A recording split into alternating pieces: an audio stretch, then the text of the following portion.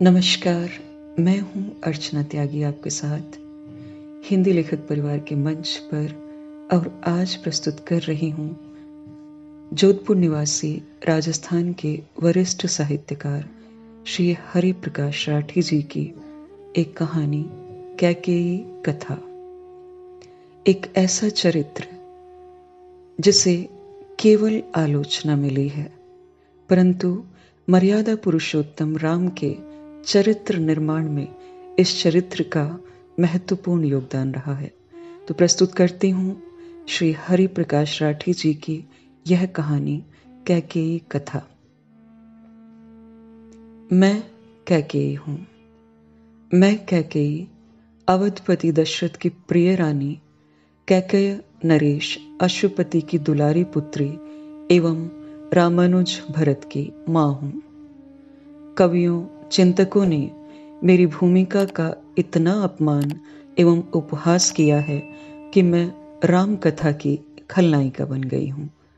साहित्यकारों का शब्द विलास अनेक बार किसी पात्र को उभरने ही नहीं देता।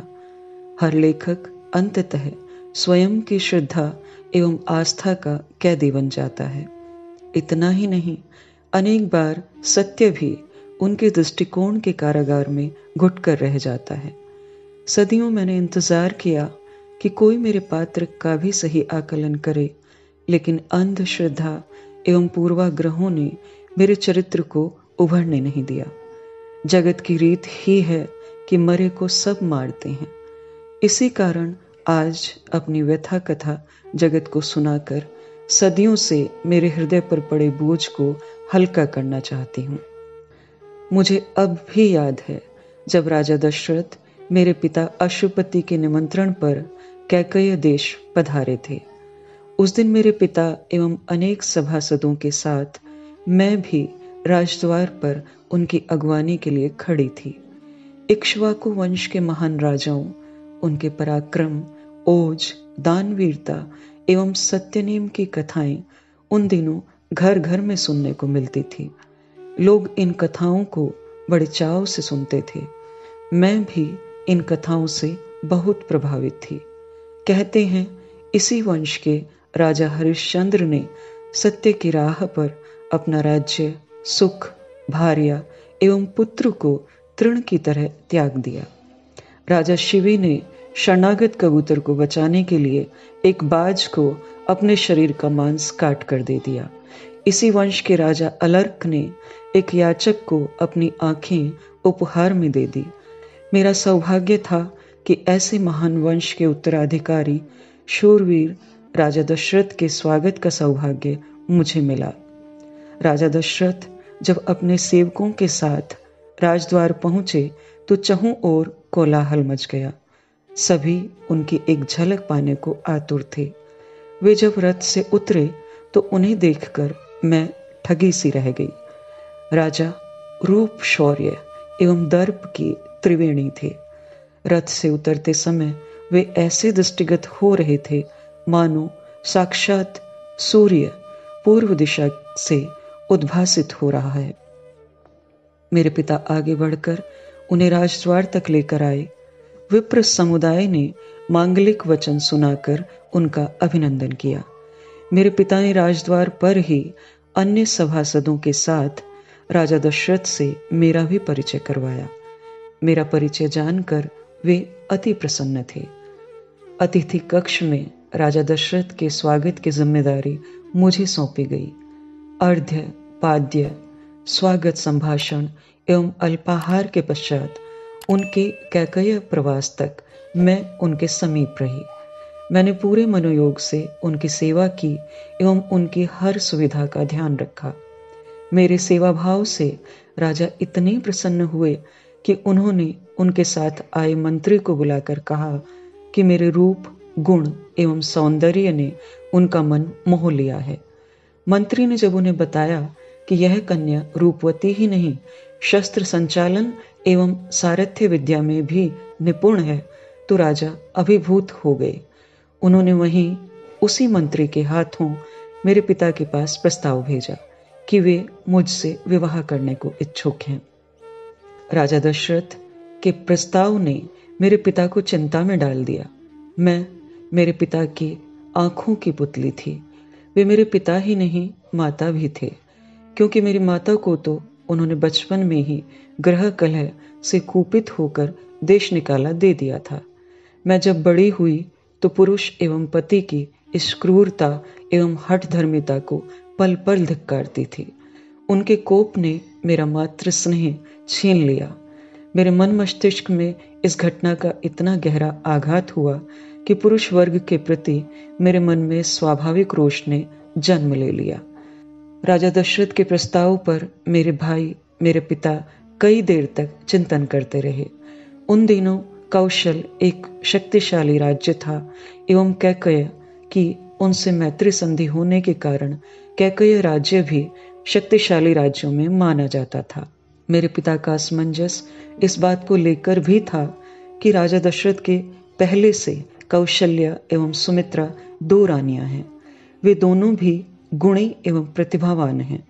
ऐसे में क्या मेरी पुत्री का वर्चस्व बन पाएगा?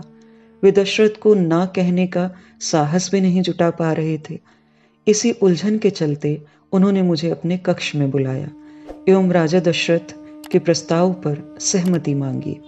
मेरे पिता से दशरथ का प्रस्ताव सुनकर मैं हतप्रभ रह गई।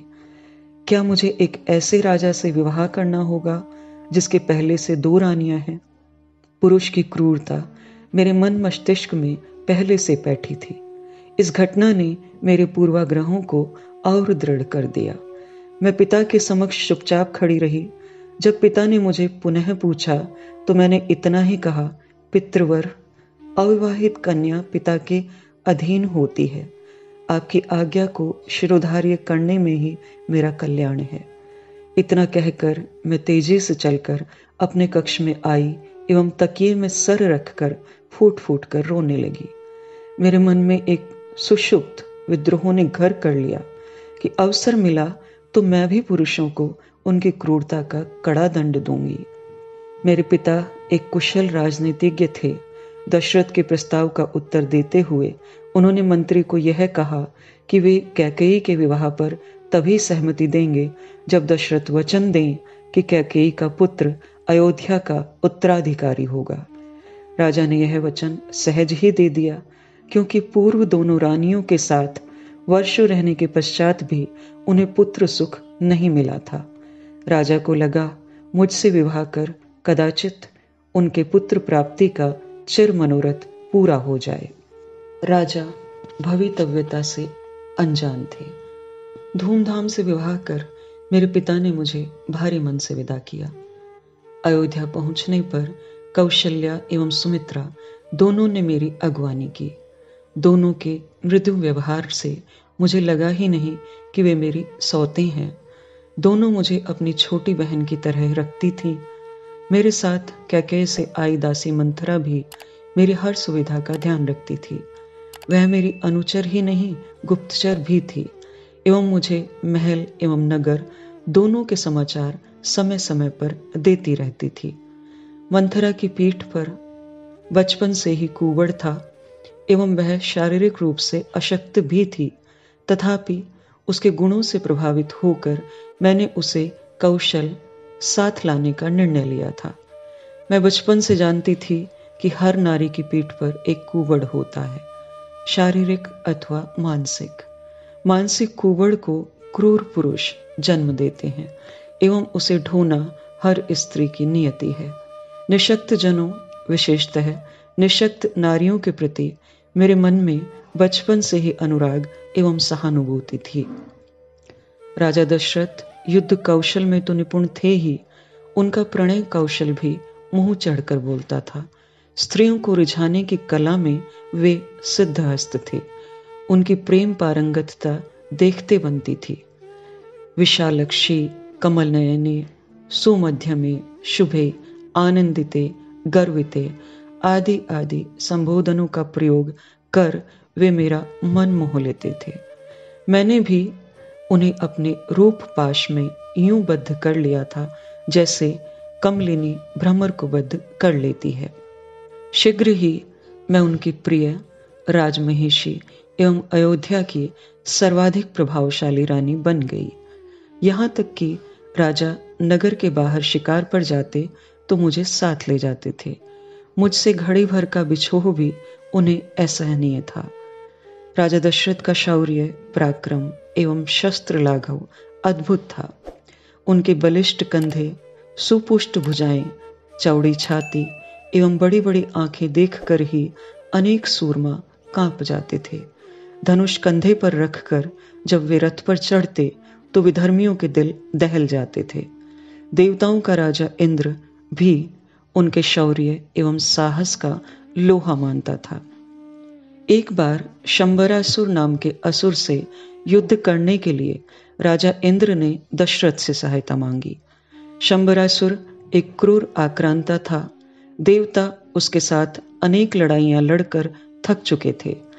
इस बार फिर उसने इंद्र को अमरावती रणक्षेत्र में ललकारा था। राजा दशरथ जब युद्ध के लिए जाने लगे तो मेरे अनुरोध पर उन्होंने मुझे भी अपने साथ ले लिया।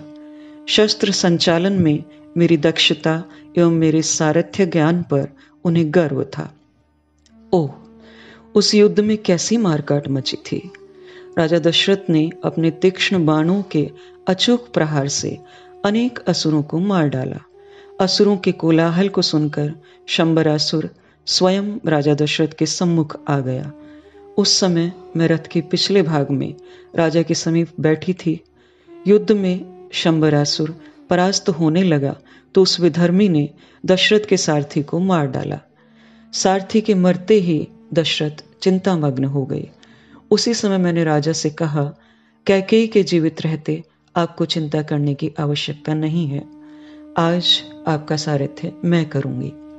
इतना कहकर प्राणों की परवाह किए बिना मैं आगे बढ़ी एवं सारथी के स्थान पर बैठकर घोड़ों की लगाम अपने हाथों में ले ली। मेरे सारथ्य कौशल को देख शंबरासुर दंग रह गया। क्रुद्ध शंबरासुर ने तब एक तीक्ष्ण तीर रथ के बाएं पहिए पर चलाया एवं देखते ही देखते पहिया मिट्टी में धंस गया। रथ को धंसते देख कौशलेश का धैर्य डगमगा गया। अपनी विजय को सन्निकट देख शंबरासुर अट्टहास करने लगा। निश्चय ही राजा के प्राण अब संकट में थे। मेरे सारथ्य की भी आज परीक्षा थी। अपलक मैं रथ से नीचे कूदी एवं भीषण बाण वर्षा के बीच धंसे हुए रथ को जमीन से निकाला। रथ के स्थिर होते होते शंबरासुर ने राजा दशरथ को बाण वर्षा से लहूलुहान कर मूर्छित कर दिया। मैंने तब तलवार हाथ में लेकर उसे पुकारा, रे अधम, अब तू नहीं बचेगा। मैं आगे बढ़ी ही थी कि राजा पुनः होश में आए। इस बार उन्होंने अद्भुत रण कौशल का प्रदर्शन किया। मुझे घायल देख वे क्रोध से फुफकार उठे। उनकी आंखों में अंगारे दहकने लगे। कुपित दशरथ ने जब ऐसी बाण वर्षा की कि शंबरासुर सेना सहित रण छोड़कर भाग खड़ा हुआ। इस युद्ध में मेरी हथेलियों में गहरी चोट लगी, यहाँ तक कि मेरी कनिष्ठा अंगुली की हड्डी तक टूट गई। इतना होते हुए भी मैं रण से विमुख नहीं हुई।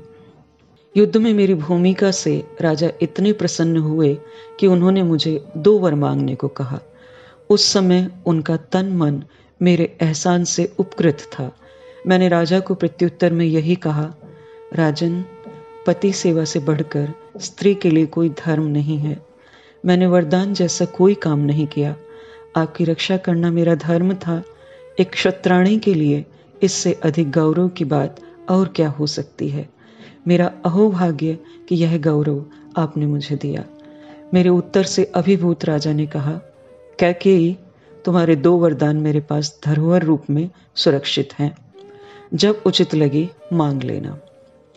कालांतर में पुत्रेष्टि यज्ञ के पश्चात कौशल्या को राम, मुझे भरत तथा सुमित्रा को लक्ष्मण एवं शत्रुघ्न पुत्र रत्न के रूप में प्राप्त हुए। एक साथ 4 पुत्रों को प्राप्त कर राजा खिल उठे थे। चारों भाइयों में बचपन से अगाध स्नेह था। राम तो सबकी आंखों के तारे थे, मुझे तो वे प्राणों से अधिक प्रिय थे। जानकी विवाह के कुछ माह पश्चात राम एक बार मुझसे अकेले मिलने आए। हम दोनों के बीच सार्थक विषयों पर अनेक बार चर्चा होती थी। राम सत्य प्रतिज्ञ एवं धर्मनिष्ठ थे। हर विषय पर उनका विवेचन सटीक होता था। इसी चर्चा के बीच एक बार मैंने उन्हें पूछा, राघव, आपने ताड़क वन में ताड़का जैसी असुरा को कैसे मारा? ऋषि यज्ञों में विघ्न डालने वाले भयानक राक्षसों को कैसे हत किया? आपके अंगुष्ठ मात्र के स्पर्श से अहिल्या पत्थर से स्त्री कैसे बन गई? दुर्जय शिव धनुष, जिसे बड़े बड़े योद्धा एवं महारथी हिला तक नहीं सके, आपने क्षण मात्र में उठाकर कैसे तोड़ दिया? असुरों के विनाश के लिए विश्वामित्र ने आपका चयन ही क्यों किया? राम, कहीं तुम नर रूप में नारायण तो नहीं हो? राम की आंखों में तब एक गहरा रहस्य उतर आया था। मेरे गूढ़ प्रश्न के मर्म को छुपाते हुए उन्होंने यही उत्तर दिया, मैं तो एक साधारण मानव हूं। इन असाधारण कार्यों को अंजाम तो मैंने आपके आशीर्वाद के बल से दिया है मां। मेरा जन्म तो पृथ्वी से राक्षसों के शमन के लिए हुआ है। मुझे पूरा विश्वास है इस कार्य को सिद्ध करने में आप सहयोग देंगी। मैं कुछ और कहती, तभी एक सेवक दशरथ का संदेश लेकर आया कि उन्हें राजा बुला रहे हैं। पिता का संदेश पाकर वे एक पल भी वहां नहीं रुके। राम के राज्याभिषेक का संदेश जब मंथरा ने मुझे सुनाया तो हर्ष पुलकित मेरी आंखों से अश्रु बह गए। क्या सचमुच प्राण प्रिय राम राजा बनेंगे? मेरे हृदय में उमड़ते हर्ष के समुद्र को मैं रोक न सकी। मैंने मंथरा को अंक में भरकर कहा, तुम कितना शुभ समाचार लाई हो। मैं तुम्हें आज एक वरदान देती हूं, तुम जब चाहे अपना अभिष्ट मांग लेना। आश्चर्य! मेरे वरदान से कृतार्थ होने की बजाय मंथरा तैश में आ गई एवं कुपित होकर बोली, महारानी, आपके समक्ष अक्षय विनाश उपस्थित हुआ है। अंतर सिर्फ इतना है कि मैं इसे देख पा रही हूं एवं आप नहीं। आप पुरुषों की, विशेषतः आपके पति की क्रूरता एवं चतुराई को समझ नहीं पाती। छल बल में पुरुषों का कोई सानी नहीं होता। क्या आप देख नहीं पा रही कि राजा दशरथ ने भरत एवं शत्रुघ्न को छल से नंसाल मात्र इस कारण भेजा है कि राम का राज्याभिषेक सुगमता से हो जाए? कौशल्या कहे या न कहे, वह आपके प्रभाव एवं सौतिया डाह से पीड़ित तो है ही। आप इस बात को क्यों नहीं समझ पा रही कि राज्याभिषेक के पश्चात कौशल्या राजरानी तथा तुम और भरत दोनों उसके दास बन जाओगे। दास क्या कभी स्वाभिमान से जीते हैं? इस राज्याभिषेक के पश्चात तुम्हारा वर्चस्व क्या वही रह पाएगा जो आज है? क्या महाराज ने अपनी योजना की किंचित जानकारी भी आपको दी? तुम्हारे पिता अशुपति को दिया वचन राजा क्यों कर भूल गए? मंथरा की बातें सुनकर मैं क्षुब्ध हो उठी। क्रोध आवेश में मैं केले के पत्ते की तरह कांपने लगी। क्या कैकेयी चाकरी करेगी? क्या भरत दासत्व करेंगे? माता सब कुछ सह सकती है, पर अपने पुत्र का पतन नहीं सह सकती। मैं चीख कर बोली, घर फोड़ी, तू कैसी बातें कर रही है? अब ऐसा कहा तो जीभ निकलवा लूंगी। मैंने मंथरा को भला बुरा तो कह दिया, लेकिन अपने शोक आवेश को न रोक सकी। पुरुषों की क्रूरता एवं छल के प्रति बैठा पूर्वाग्रह वर्षा काल के काले मेघों की तरह मेरे मन व्योम पर छा गया। क्या मेरी ममता इतनी असहाय है कि मैं अपने पुत्र का पराभव एवं दासत्व देखूंगी? मुझे चिंतामग्न देख मंथरा ने मेरे कंधे पर हाथ रखकर जब यह कहा कि वह तो मेरा हित चिंतन ही कर रही है, राज्य राम को मिले या भरत को, वह तो चेरी ही रहेगी, तो मेरी बुद्धि उलट गई। मैंने उसी पल शंबरासुर युद्ध के समय राजा द्वारा दिए 2 वचनों को मांगने की ठान ली। प्रणयातुर राजा उस रात जब राज तिलक का समाचार देने आए तो मैं कोप भवन में थी। राजा मुझे कोप भवन में देख सहम गए। वे धीरे धीरे मेरे समीप आए एवं बोले, कैकेयी, किस अभागे ने तुम्हें रुष्ट करने का साहस किया है? किसका कटा हुआ सिर आज तुम अपने चरणों में चाहती हो? आज किसकी उन्नति एवं किसकी अवनति होने वाली है? मैंने उसी समय राजा से 2 वरदान मांग लिए। प्रथम, भरत को राज्याभिषेक एवं द्वितीय, तापसी वेश में 14 वर्ष तक राम का वनगमन। मेरे वचन मांगते ही राजा का चेहरा ऐसा बदरंग हो गया जैसे किसी वृक्ष पर बिजली गिर गई हो। उनके मुक्ति पथ का अवरोध अब मात्र पुत्र मोह था। राम के वनगमन के पश्चात जब उन्होंने देह त्याग की तो वे इस मोह से भी छूट गए। काम एवं मोह से विरत राजा उस लोक में चले गए जिस लोक में जाने की महर्षि एवं ब्रह्मषि जन तक आकांक्षा करते हैं। वनगमन के पश्चात राम ने, जैसा कि उन्होंने मुझे कहा था, पृथ्वी को निशाचरहीन कर दिया। रावण, कुंभकर्ण एवं अन्य अनेक निशाचर उनके हाथों मारे गए। उनकी वाणी भला कैसे निष्फल होती। अनायास, अप्रत्यक्ष रूप से उनके इस महती कार्य में मैं भी सहयोगी बनी।